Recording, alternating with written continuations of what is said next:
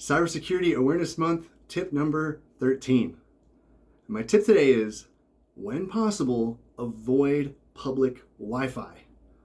Public access points can be a great place for attackers to attack you, to try and steal your information, to try and snoop on what you are browsing, and especially public access points that do not have a password.